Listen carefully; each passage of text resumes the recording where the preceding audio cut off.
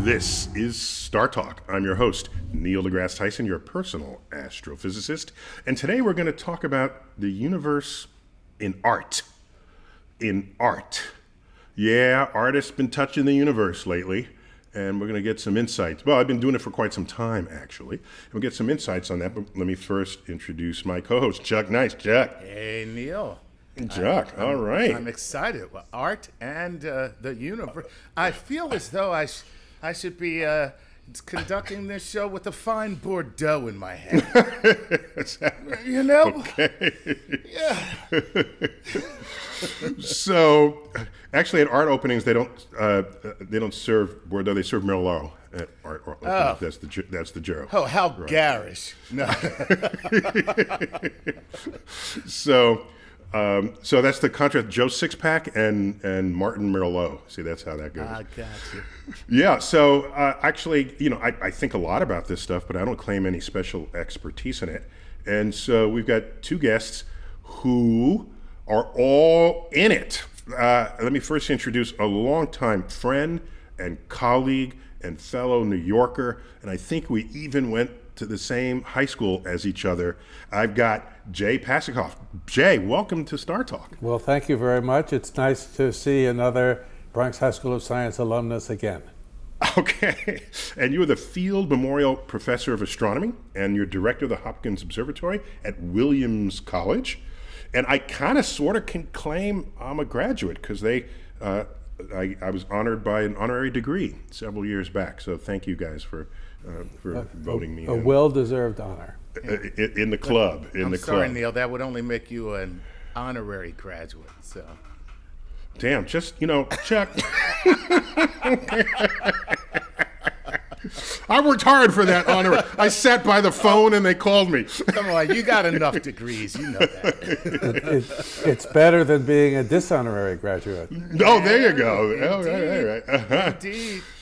And we've got with us an actual artist, art historian, Wow. And co-author of a couple of books with Jay, Roberta Olson. Roberta, welcome. It's thrilling to be here, Neil, and you're actually a neighbor of mine on Central Park West. Well, there you are as curator of drawings. That's a cool thing on your card. I curate all drawings, all attempts of people to represent reality and all that comes out of their head, even if it's not reality, I guess, in the drawings at the New York Historical Society across the street from the American Museum of Natural History in New York City. You're also Professor Emeritus. And I have actually written books without Jay, but now it would be very difficult because we have forged such a wonderful relationship and process of looking at art and representations of astronomical phenomena. Yeah, because the universe is quite the fertile subject for art. And let me just finish out your CV here. Professor Emeritus of Art History at Wheaton College. So that's the full sort of IDs for both of you. That's great. Now the two books, one of them, when I first knew of your collaborations, it was Fire and Ice, A History of Comets in Art. And that's still on my shelf, and I love that book. And that was only me. Oh, that was only you? Oh my gosh. But it was before that, and it was actually that was the reason why Jay and I met. So that's the origin story of your publishing relationship. To teach it. Wow. Ah. Well, okay, so you've got so you've already had some astronomy chops, is what you're saying here. Well, I mean, I grew up in the Midwest, and so I went out to look at the Perseids on top of, trunks of cars. And then when I was teaching at Wheaton College, I was doing a 2-week-long sort of investigation of Giotto, and I looked at the Adoration of the Magi one time. Giotto, the artist. Giotto, yes, the okay. artist who painted the Scrovegni Chapel in Padua, and in 1303 to 1306. And I looked at the Adoration of the Magi, and I asked my class, why is there a comet for the Star of Bethlehem? No one could answer. So neat. Right, because if you draw the Star of Bethlehem, it's got like pointy Spiky spikes coming out of it. But And if you draw a comet, people know what comets look like. You don't mistake a comet for a star. But you know what? This is what's absolutely incredible. So I had to answer my students. I was a good teacher. I am a good teacher. So I went to the New York Public Library and I spent months learning cometology, also going through everything that had been published on Giotto. And Ecclesiastes was actually wrong. No one had ever identified that as a comet. So I thought, got to do something about this. Learn cometology, and I thought, all the art publications, 2 years hence. So I sent it to Scientific American, unknown. And there were no computers in those days. This is 1979. I got a letter back in 2 days and said, we're going to put it in the next issue. All right. Well, there you go. There it was. And then the European Space Agency sent me a telegram, those dinosaur days, and said, we're flying to Halley's Comet in 1985, 86. Can we name the satellite Giotto? They asked me. I mean, Wow. How humbling is that? And I was saying, well, ask Giotto. Really. Yeah. So Neil, remind me never to get into an argument with Roberta. Roberta is just like, I'll see you in 2 years after I learn everything about it, and you, sir, will be proven wrong. No, but at the time, we're talking about 1979, there wasn't that much published. I mean, it's very different. We are filled with wonderful things today, but a glut of information. And in those days, it was much more manageable.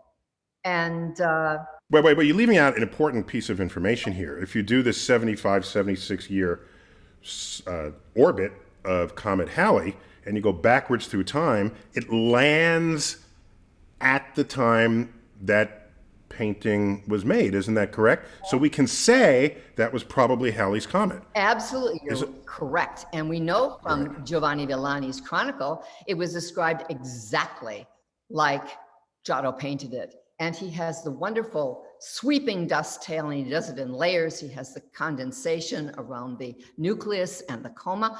I mean, it's absolutely brilliant, layer upon layer. And it actually is, artists are very intelligent. They layer things. And he put it where the Star of Bethlehem usually is. But someone was advising him, and he did his church fathers. He read Origen and John of Damascus, because they described the Star of Bethlehem in words that you, Neil, you, Chuck, you, Jay, everyone would look at and say, yes, that's a comet he's describing, not a star. Yeah. Wow. Yeah, because we all share the same vocabulary, and if you're looking at stuff, it's going to come out that way. So this latest collaboration is, let me make sure I get the title of that. Jay, what's the title of the book? Well, the latest collaboration is Cosmos, the Art and Science of the Universe, but it started with Halley's Comet. A mutual colleague, the late Sam Edgerton, a professor of art at Williams, invited Roberta to come up to give a lecture, and I went to her lecture, and I heard that the first 2/3 of her lecture and the first 2/3 of my Halley's Comet lecture were similar, but of course her last third was art and mine was science, and we were introduced at that point. So basically, since Halley's Comet came by in 1985, we've been working together. So what can the two of you say or reflect upon when you see artists reach for the universe as their sources of inspiration? Well, it's really an exploration again, and again, multi-leveled. Artists are basically searchers for meaning, just like astronomers. I mean, it's a different thing. Plus, both artists and astronomers are visual. And it depends on what area you're talking about. If you're talking about Babylonian seal engravers, they were reflecting the cosmology at the time and the belief in astrology. If you're talking about the 18th century in England, this was a time when people were really differentiating what was going on in the heavens. And scientists, astronomers, and amateurs and professionals, and artists were both involved with sort of describing what they could see, because that was a different universe than we have today in the sense of what could be encompassed. Right, but it's one thing. It's one thing to interpret the universe and then create some work of art that emanates from your own perspective. It's another thing because I don't know how to draw, and I need you to draw what I see in my telescope. So you're kind of a substitute camera for me in that context. So do you guys explore that distinction? Before photography, that was the case. And in fact, if you know Carolyn Herschel, she drew comets in her book of records. We know that actually Newton, Sir Isaac Newton, drew comets in his scribblings too, and in his notes. Astronomers actually, and some of them wonderful, McClure, have fabulous drawings because before photography, you had to be able to draw, to remember something, to describe something, because art is a visual language. And so you have that, but then art is also a symbolic image. And so if we jump to the fact of the universe is riveting, okay, comets are riveting, the stars are riveting, and they also, shall we say, call forth speculation. Where are we going? Where have we been? Where are we going to? As Gauguin would say. They encourage speculative thought. Plus, before electricity, they were much more galvanizing. I don't know if you tried to see Comet Neowise last year. Yes, I did, of course, yeah. I did too. Oh, who you think you're talking? Who you think you're talking to here? Did I see Comet Neowise? No. Well, I had to sort of tweak you a little bit on that one. Okay. Chuck, did you? Yeah. So one of the questions you're asking, Neil, is when did people really draw what they saw? So one of the first things that I did with Roberta was when we noticed that in a book called the Nuremberg Chronicle from 1492, there were a number of pictures of comets, but one of them kept getting cited as the first drawing of a comet. And when we actually looked in the book, and this at that time in pre-World Wide Web required my going to the Harvard Library to take the book out and page through, we discovered about a dozen pictures of comets, but then we realized that there were only 4 woodcuts, and they turned them every which way and just put them next to dates.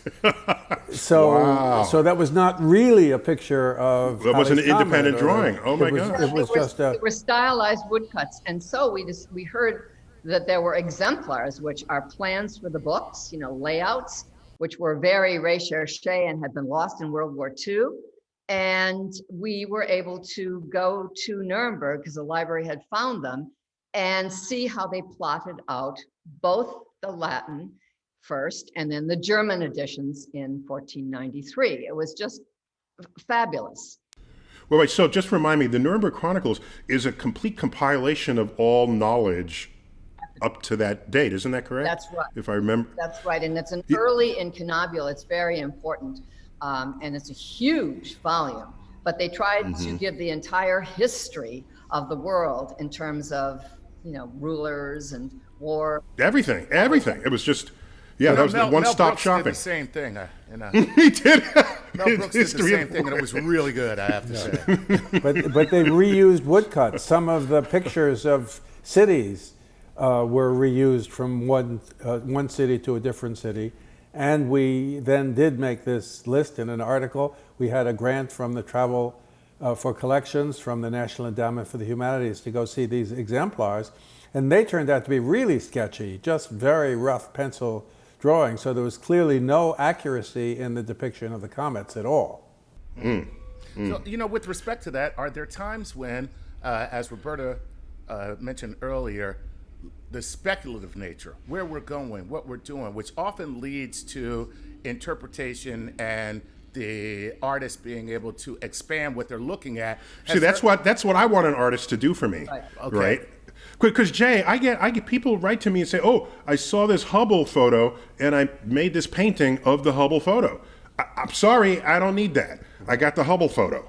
All right. So at what point did artists start putting their own pawprint on the cosmic topic? Well, in fact, I think one of the reasons that the Hubble photos are so interesting to many people is that they have a public information division that colorizes the photos in weird and wonderful ways. and have paid a lot of attention to the artistic versions. So in fact, I'd be very glad to have an oil painting of one of the Hubble photos on my wall. If any of the listeners here want to send us some copies, maybe three copies, please. One to Roberta, one to Neil, and one to me. We have these wonderful false color things, and now we're looking forward to the false color things that'll come out of the James Webb Space Telescope when that's launched in a few months. And that, in fact, is just going to work in the infrared, as certainly Neil knows very well. So there won't actually be the same high quality, fine resolution, visible light photos, but in false color, it'll all look great. And we just have to hope that we get these pictures down. And Jay, let me just thank you for leaving me off the list, as I now sit without any Hubble oil paintings in my home. But maybe I'll go to Neil's and just look at his. Perhaps he'll keep it at the museum and I can see it there. Well, I actually have one page on my wall from the Nuremberg Chronicle that happens to have a comet in it, of course. So I'll make a copy of that, Chuck, if you send me your address. That makes up for it. I'll get you that copy. Thank you so much. And Jay, you own so many antiquarian books. I'm disappointed you don't have your own Nuremberg Chronicles.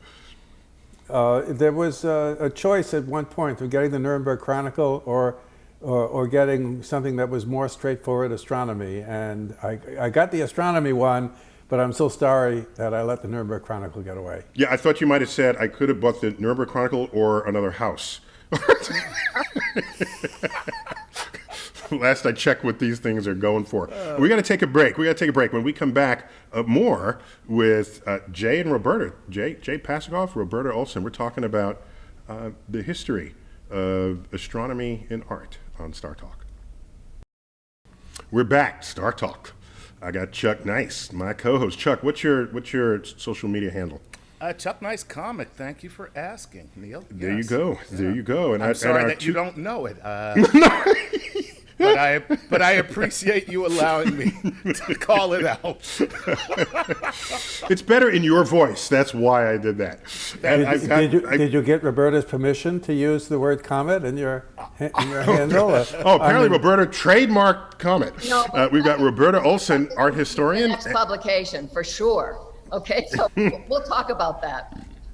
Roberta Olson, art historian, and Jay Pasachoff, a fellow astrophysicist, and they're collaborators on projects that explore the intersection of art and science. And Roberta, we left off, you were going to tell us when and where or how artists started making representations of the universe an expression of how they see the world, rather than trying to duplicate what a photograph might do. Okay, well, I think it starts, first of all, trying to capture in the Renaissance what people saw. For example, the Lorenzetti would look at meteor showers and put them in the Garden of Gethsemane when Christ was arrested and Judas betrayed him, because it was chaos. It was a symbol, but it was a symbol everyone could understand because they had seen it and they were afraid when there were meteors falling. So that was a symbol everyone understood. And then I think by the time you got... Well, just to be clear, at the time, they had no clue what a meteor was. They had so no these clue. These are just falling stars. Falling right. stars, but they didn't know whether they were comets or meteors or whatever. They were not differentiated until the 18th century, really. So they were called things like falling stars, broom stars, hairy stars, and cometes, by the way, is Greek for hairy star. Which is why they were always satirized with long tresses. But then in the 18th century, after the Enlightenment had set in, when it was sort of everyone had mastered depictions that were realistic, artists and also writers began to be very subjective. And I mean, you always had comets and meteors and other astronomical things used by Shakespeare, by Spencer, and they had all this incredible symbolic baggage. Artists began trying to express what they felt about life, the universe, their own view of things, like William Blake, who holds the record of showing 18 comets in his illustrations, and they're bizarre as all get out, very personal. It was sort of a liberation. And then the same. That's what I want. If I had a house artist, That's what I'd want them to do. Like the king has like a court jester and a court. If I had an artist at my disposal, I'd want them to always interpret the world for me. Yeah. And it's great, and it's endless, like the universe. I mean, it can go on. I mean, obviously, everyone has a finite number of years, but they were very inventive. I mean, it was something that people had fun with. They also became vehicles for satirizing in the 18th century, when you had coffee houses and they would have caricatures of people. You could do political caricatures, you could do anything. But remember, these were topical events. Okay, everybody looked up. There was the sky. There was no TV. There were no computers, and everything that happened in the sky was much brighter. And people were still afraid. So the sky is antiquities television. Yeah, Absolutely. basically. Yeah. And really, up until electricity, it was. And then you had people in the Victorian times, they would take transparencies and they would take pins and prick them and put them up to their kerosene lamps to try to duplicate what they had seen in the heavens. But it was okay. I just got to say this. I don't know if people are paying attention here. But Roberta took us from ancient Babylon in the beginning, right? Yep. Up to the Roman Empire and Christ, right? Up to the 1700s. How much history is in you? I know. But wait, she went up to the Victorian times. And then up to Victoria, yes. Okay, there's just endless amount of material. I mean, thousands and thousands and thousands of works that we could discuss. And Roberta knows them all, so that's what, so that's what this new book is basically. We've written a dozen or whatever articles over since Halley's Comet came by in 1985-86, and so we just had a chance that we have a dozen chapters, each on a different topic: eclipses, meteors, comets, etc. In this new book with a few hundred illustrations. Showing samples from all these different periods of time. So Chuck, when you said she knows thousands of years, I was going to say we need a bigger boat or a bigger format. But, So Roberta, I've done a little bit of my own homework. Nothing, I wouldn't call it scholarly homework, but just sort of casual homework while I'm eating popcorn. And Van Gogh's Starry Night, 1889.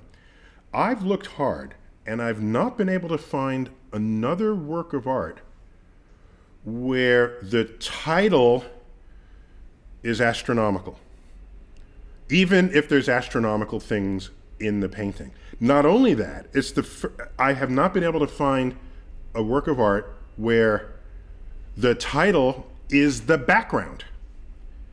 So he's got a village, he's got rolling hills, there's a cypress tree. None of that is the title of that painting. It's called The Starry Night. So for me, it felt like maybe the universe is becoming front and center and not just the wallpaper or whatever else you're drawing. So how much of what I just told you there will land on fertile ground and how much is just bullshit? And remember, he's not the least bit biased. I think that Van Gogh speaks to you and drew you in because what he has shown is an approximation of his emotional interaction with the universe. There are other works of art with titles that have astronomical features, such as Millet's work that's not Starry Night, but it's the same thing. It's a meteor shower, which Van Gogh may have known. But I think that Van Gogh was totally obsessed. He did at least 4 paintings. That was sort of the crowning one of it. And that he actually wrote... I mean, at least 4 where the night sky is... With the night sky, and actually one, an additional one, which people haven't commented on, which is known in about 4 versions. So there are 5 with 4 versions. And we're very lucky because he wrote to his brother Theo and told him everything. And he told him that he wanted to do a painting of the Starry Night. And nocturnes were very, very popular at this point in Paris and all over in England as well. And he... But nocturnes, I think of piano nocturnes. Is that what you mean or something else? Nocturne is a term for a night painting and something done at night. And we know that he warmed up to this. And in fact, he wrote to his friend, the Belgian Eugene Bloch, that he wanted to paint this cafe terrace where they had been. That was the first one. And he painted the sky. The cafe, by the way, is now named Cafe Van Gogh. It wasn't at the time, but everyone goes there on the Van Gogh tour to see it.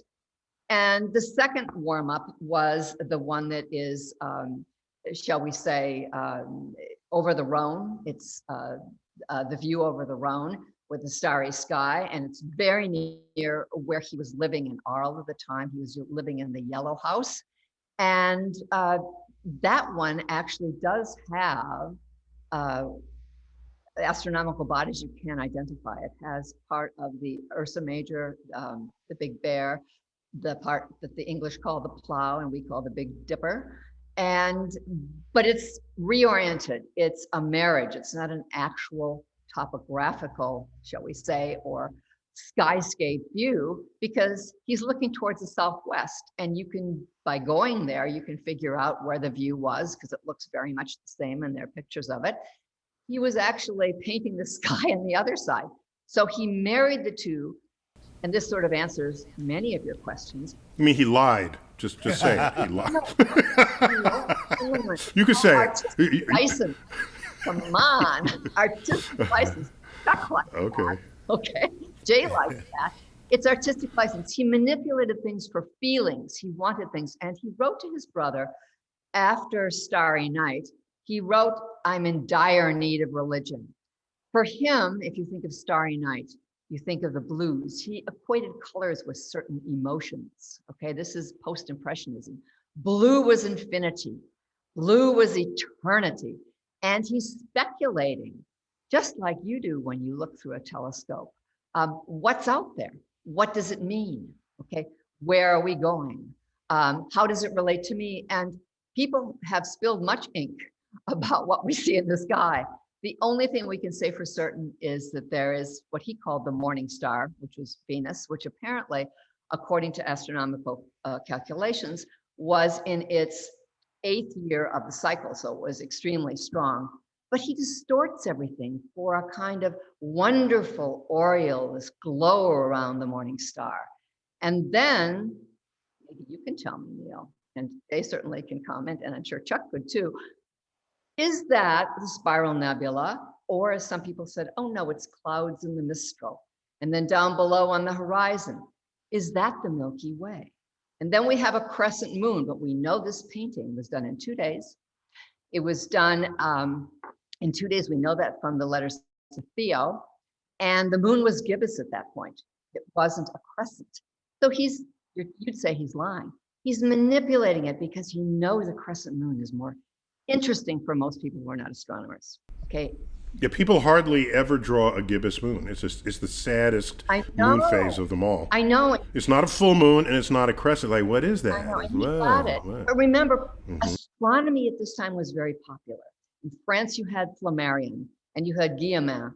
And Flammarion, because he was so peripatetic, we don't know what Van Gogh saw.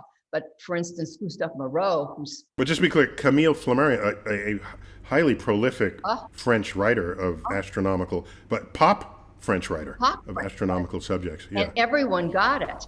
But he had beautiful illustrations in his book as well. We know, for example, a contemporary, Gustave Moreau, who has all his library preserved in his atelier, which you can visit in Paris, had copies of Flammarion. Okay? So probably he thought, could he have seen drawings of Ross, of his spiral nebula that he made at Picasso? They were published. Now, all of this. And this is what makes art so fascinating. It's not a simple answer. And to unravel it, you have to do archaeology of all sorts. Like Jay and I know we got Getty grants to do our book, Fire in the Sky, Comets and Meteors, the Decisive Century in British Art and Science. You have to go to the place and you have to find things that have never been published. And it's shall we say, a voyage of discovery. I mean, to put it in your terms for your, is it a voyage of discovery? It is. Is it archaeology? Yes, but it's finding things that haven't been there before so that you understand what the artist was exposed to. An artist is like sponge. They take in all this stuff and they create something that is entirely different, entirely their own.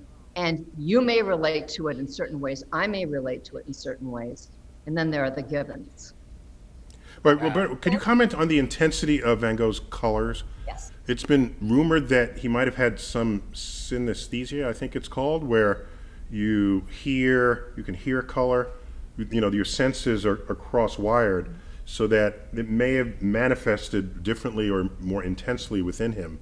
And because people always remark on the intensity of those colors, it's almost psychedelic. It is psychedelic, and in fact, he purposely chose complementary colors, like oranges and yellows with blues and greens. And then in the Night Cafe, and by the way, I should say something about gaslight. He does the same thing with gaslight that he does with Venus, the morning star. He makes it vibrate as though it's alive, because for him, it's an emotional thing. Gaslight was new, and he wanted to juxtapose in the cafe with the terrace, the new gaslight with the cosmic light. Wow. And for Before you go any further, Roberta, Yep. PBS just called and said, we have enough for the special. That's right. You But- are No, I'm thinking, where do we all sign up? encyclopedic. When we all sign up for the class, we all That's got amazing. Right. It's amazing. just Van Gogh. Can I just read you a quote about the cafe, the Night Cafe, which is at Yale, which is all complementaries, yellow and actually green and red with some yellow in it. And I remember always teaching my students and say, you don't want to stay in there. You go in that cafe where he always ate, it's Café de la Gare. You go in the cafe and you run out. But this is what he said. In my picture of the Night Cafe, I have tried to express the idea that that cafe is a place where one can ruin oneself, go mad, or commit a crime. And then he says about the colors to answer Chuck, all in an atmosphere like a devil's furnace of pale sulfur. Woo. That's amazing. Wow. So he was at a biker bar, basically. That's really where bad stuff can He happen. wanted to hype everything up. I mean, Wait, Chuck, I thought you don't see color. I thought that's what This you is were. true, Neil. I'm not that kind of person. Okay? Maybe artistically. Maybe that's the only way I will see it. All right, now, Jay, I ran some numbers on the Starry Night with the crescent moon. So according to Roberta, they know when it was painted, and of course we would know the phase of the moon trivially upon getting the date. However, if instead of that, you say, okay, here's the crescent moon, here's Venus, the morning star, at about that angle to each other, and about that elevation above the horizon, I derived a date for that scene. And it's June 21st, 1889. And so, and the fact that Venus and the moon are at that very low angle to each other betrays the fact that he's at a very high northern latitude. So all of that sort of makes sense. And I'm wondering, maybe it didn't matter when he painted it. He saw that crescent moon and Venus at some other date. It would have to have been June 21st, and then put it in his painting. Well, there's another Olson, and I never get confused between Roberta Olson and Don Olson. Oh, Don Olson at But Texas. Don Olson at Texas Tech actually uses all those positions of things and goes to the places with his students and figures out exactly when and exactly where people were standing and what direction they're looking at. And he's got a couple of books out about that are very interesting. But the work with Roberta is more art historical rather than positional. And Positional, technical, right. Yes. but we know that he painted this on June 19th and worked on it for 2 days. And interestingly, it's at the Museum of Modern. No, but that would be a crescent moon. Wait. If that's the date, it was a crescent. It wasn't gibbous. It was crescent moon. I promise. Then Promise you. the literature is bomb. Neil, send me, what program did you use? And that's the wonderful thing about computers. You can program eclipse paths. Right. And I agree that hardly anybody paints gibbous moons. It's a sad phase. But And it's a phase. I learned from a colleague a few years ago that it's called gibbous because it gives us more light. When you combine high tech with illiteracy, you get fascinating. You know that they examined the canvas though, and they had said it's 2 days. He left holes in the canvas where he put in the astronomical phenomena. He painted the foreground first, and the cypress tree, which of course is a symbol of a cemetery and death as well as being evergreen. And notice how the cypress tree dominates nature. Dominates completely. Completely. And in a sense, it unifies heaven and earth. It is the cosmos, because if you think of Humboldt and the cosmos, it also takes us down to earth. It's the entire whole working universe.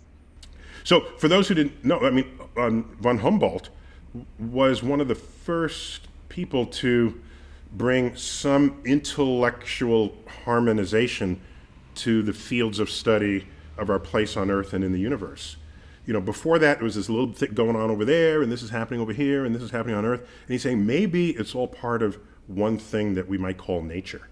So, yeah, I mean, people like that are not as much talked about because you can't point to the one thing they discovered that changed things. But he introduced a perspective that surely had deep influence culturally. And I keep running into his name all over. Anyway, Yes. Thank you so much for inviting us to be on StarTalk today. Yeah, this has been great. So Chuck, you're right. The PBS did call. I got the text from them. They want to do the 3-part special streaming. And Roberta, we're all you're gonna do a master class on this, and we're all gonna sign up for it for sure. Great. Well, it's been a delight to be with you. Yeah, and so Roberta, thank you, Roberta Olson and Jay Pasachoff. And you guys, and your latest book, where can we find it? I guess just Amazon or who's the publisher? It's Reaction in London, and it's on Amazon, and it's in many bookstores. And the University of Chicago Press is the American distributor. The American distributor, okay. Either site will give you lots of quotes from people and also a sample of the text. Yeah, and my website at solarcorona.com has a link to it. I see what you did there, because what I didn't say in this program is Jay Pasachoff, he's got to be up there among people who have spent the most time in an eclipse shadow. Right? You got to be top 10 of all time, Jay. Are you monitoring this? I monitor the numbers. Other people monitor the time. It's a lot of fun. We're looking forward to How many eclipses have you seen? 73. That's crazy. Crazy. And how many of those have you looked at like Donald Trump? Where you just stare directly into it. We spend a lot of time trying to educate people about how to observe eclipses safely. Fantastic. So, been a delight to have you guys on, and maybe we can do something like this again. We'll find some other art topics that would be in desperate need of illumination by you both. Sounds like fun. Okay, so we got to take a quick break, and when we come back, we're going to analyze the neuroscience of art, or what's going on in our brains when we do art and when we think about art, when StarTalk continues. We're back, StarTalk.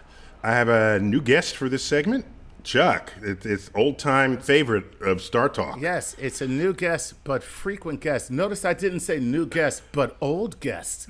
That's correct. See? New but young guest. Yes. Heather in the house. Heather Berlin, welcome back to StarTalk. You're such a friend of our show. Thanks for doing this every time we call on you. Of course, always a pleasure. Yeah, and so just to get your title, you're a neuroscientist, which is just what I want to call you, but you have other titles: clinical psychologist and professor of psychiatry at the Icahn. Mm-hmm. I can't. I knew it was coming. ICAHN, Icahn School of Medicine at Mount Sinai. And so just welcome back, because we're talking about what's going on inside the brain when we think about art and when we do art. And so what's going on, what's happening when an artist is creating in this way, in their brains? Well, there's this old myth that I just want to get right off the bat debunk, that, creativity comes from the right side of the brain and sort of science and reasoning and logic on the left side. So that's old news. But when people are being creative, But you're saying it's old news that it's BS, or it's old news that it's what is the old news part of it? Oh, so there's certain what we call lateralization of function, which just means that certain functions are more specialized in one part of the area of the brain than another. So language tends to be more on the left, but there's also some language areas on the right. Okay. And so there is some of that specialization of function between hemispheres, but this idea that all of creativity comes from the right side of the brain, it's basically, that's not how it works. It's a network. Not how it works. Okay. That's not how it works. There's a network in the brain. There's something called the default mode network, which is active when we are sort of focused inward, when we're daydreaming, when we're mind wandering, when we're not thinking about anything specific. And that's sort of where the creative juices come from, bubble up from. Oh. The default work, the default Mode network. Oh my God, that actually sounds like a tiny little hole in the back of your neck that you stick a paper clip and it resets you to factory settings. Well, in a way, You've been hanging around Macintosh products too long. I mean, that's not too far off. It's kind of like when you go back to your baseline, to your basic brain state, when you're not taking in any information from the world that can kind of muddy the waters in a way. And then you stay there for a bit. And then there's something called the salience network, another kind of activation network in the brain that tells you what's important to pay attention to at any given point in time. So it'll either tell you, you can just go back to your default mode and hang out there, or there's something happening in the environment, you should switch your focus of attention outward. And when it tells you to do that, you go into what's called the central executive network, or the executive control network, which is looking out at the environment. It's more sort of logic, reason, but you can switch back and forth between these networks. So we find that when people are in the creative process, they're going between this default mode network where ideas are bubbling up, but then you have to do something with them. You have to enact them. You have to give them some structure. So it's almost like default mode network is like being in a unorganized sort of dream state where anything goes. You can make novel associations between ideas. That's where creativity Can you fly? Can I even fly? You could even fly. Thank you. I believe you can fly. You can fly. Yeah. But then you have to kick in the sort of more rational, logical parts of the brain that can organize it and structure it. So the process of creativity is switching between these networks. And we find in neuroimaging studies that more creative people have more connectivity between these networks, so they can switch in and out of them quicker. And that's one aspect. Do they suffer anywhere because of the greater connectivity between? Oh, good question. Yeah. What's the cost? What's the cost of that? Yeah. Is there? Because if you connect to the dream state easily, maybe you're not fully connected to the real world at times when you might need to be. Well, or at least that's what I'm hoping. That's trying to account for your own state of existence. Exactly. Sure. Okay. Well, I mean, on the plus side, people who are creative tend to have more flexibility, more adaptability. If you were to always stay in that sort of default mode network and have trouble switching states, you would have problems, right? That's people with schizophrenia who can't get out of that kind of a state. But in terms of the relationship between sort of, let's say, mental health issues and creativity, again, that's another myth that's been debunked. It's not any more significant, there's not any more prevalence of mental health disorders in creative people compared to the rest of the population. So we like to point to these particular cases that stand out, but that's very anecdotal. On average, artists aren't necessarily more dysfunctional than your average, Wall Street guy. Well, I'm going to have to look for another excuse now. Excuse? Yeah. Wait. So Heather, are these literal electrochemical networks in the brain, or is this an organizing? Sort of heuristic accounting of what we see going on? I think it's a little of both, but it's certainly there are these networks that we all have in our brains that are going to be either activated or deactivated depending on what we're doing. But people Yeah, but imagine the future where Yeah. you know where that network is, and you go in with Yeah. some needle and inject it with extra electrochemical nodes, and then all of a sudden a person gets more creative. If you can actually know and identify and isolate such networks in the brain. But So this is- yeah. I was just going to say this. As a person who dabbles in creativity, you can actually do that kind of to yourself right now. You know, there are times when you can, I can't say make yourself more creative, but there are times that you can deepen the creative mode.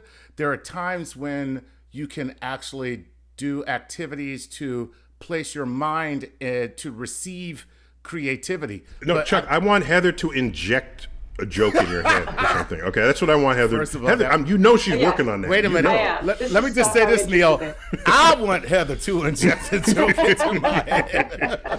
You see behind that screen behind her there? See that's That's behind where that it screen. all goes on. That's my secret Wait. lab. So Heather, Yeah. very, very serious question. Let's look at, Van Gogh, of course, was an impressionist artist, but let's back up a little and let's go to Leonardo.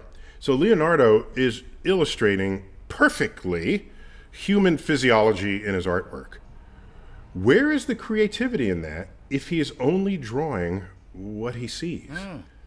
Oof, that was a good one, wasn't it? Wow. Ooh. So in a way, I wouldn't call that part of his output the most creative part. The creativity was in his drawings of like flying machines and you know, He's thinking the way no one has thought before. right. Doing Okay. detailed anatomy is a talent for sure, Right. but I wouldn't say that is the most creative aspect of Leonardo. And you know what we see is that when people are in these really highly creative states, we're seeing these differences in network activation, but then we can also pinpoint certain just like nodes within that network that if we kind of focus in on those, that maybe we could stimulate creativity or decrease creativity. But one of them is the dorsolateral prefrontal cortex, which we find when it's turned down, people tend to be more creative and in these flow states. And when it's turned up, they tend to be more self-aware, self-conscious, and less creative. But So by creativity, you mean a new idea. a That's new what you mean. idea, a new novel. So we all have access to the same information. I like to use Darwin as an example. Like all the scientists at the time had access to that basic data, but he kind of put that data together in a novel way, which when they come up with it, it seems, of course, obvious. It's just that nobody else had thought of that before. And so it's novel thinking, it's divergent thinking, new associations between ideas when everybody had access to the same information. So it's so funny you say that. When comedians watch each other work, the thing that they'll do is they'll sit there and they'll go, "Oh, that was funny. Oh, that's funny." They never laugh. And the reason is because they're watching that person make associations that they themselves did not make. And so they're thinking like, "Oh, wow, I didn't even look at it that way."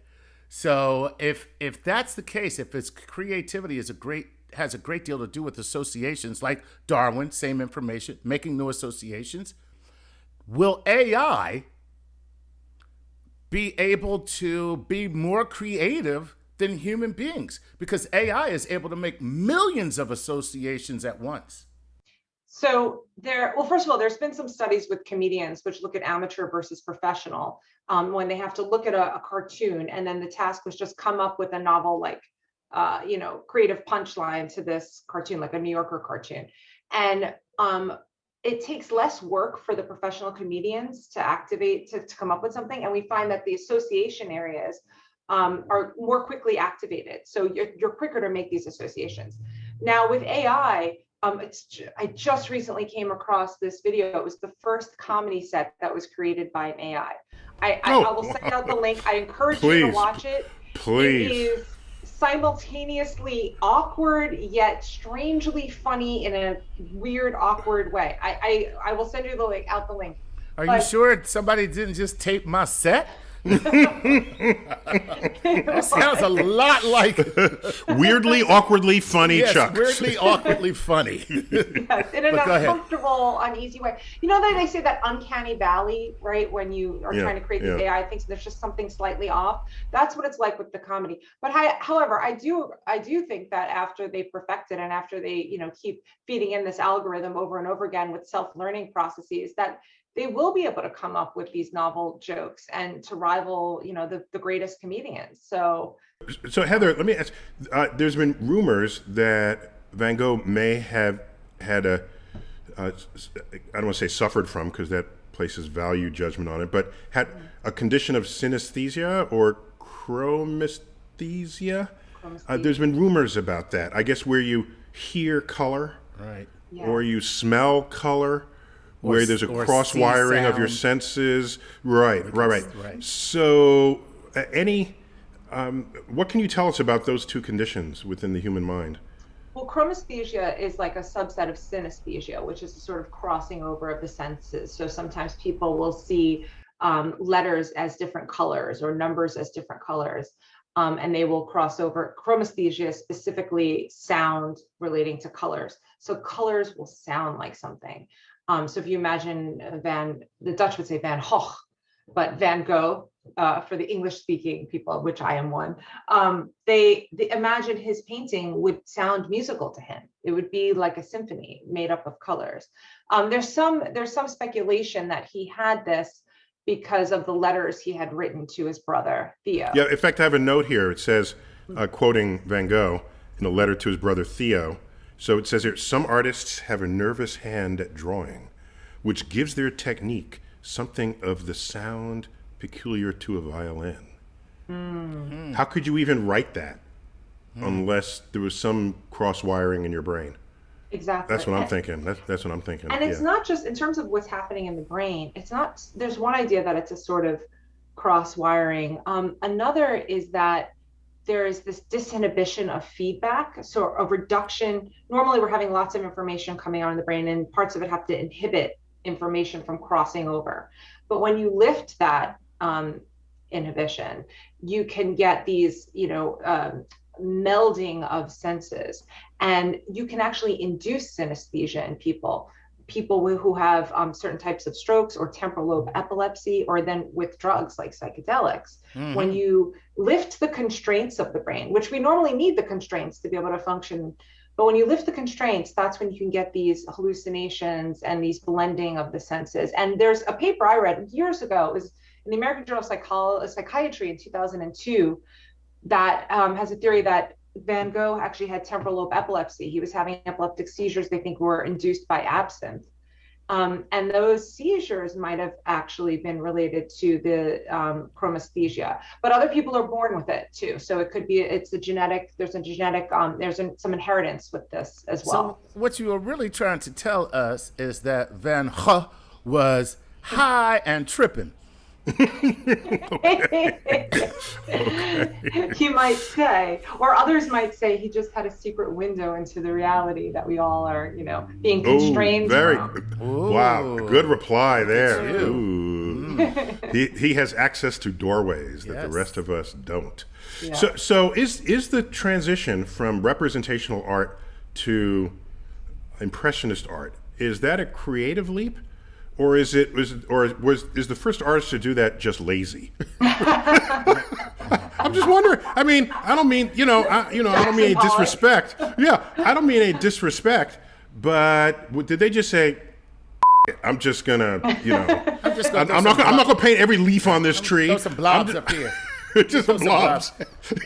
Yeah. My theory is that they were all nearsighted. So. So everything was blurry everything at the distance they were painting. Right. The nearsighted painters movement, right? I dare say, and as someone who does paint and who has trained in paint, I was a fine arts minor and I painted. I do know that we have to get trained in all of the skill sets first. You have to be, perfect the actual representational before you can go into the abstract. I do think it was a creative leap because it was something new. It was something different. It was a new way to perceive the world. And now we're getting into the realm in, current art theory where it becomes so abstract that there was recently a sculpture that was put out there, an invisible sculpture. It's just a pedestal. I read about that with nothing on it. With nothing on it. And it's an invisible sculpture. And then it was crazy as another guy said, "Oh, you stole my idea. That was my my invisible my invisible sculpture came first." But it's become an abstraction now, where it's not even about the art. And there's still, of course, realist painters out there. Wait. Did they steal that from John Cage, he has a piano sonata?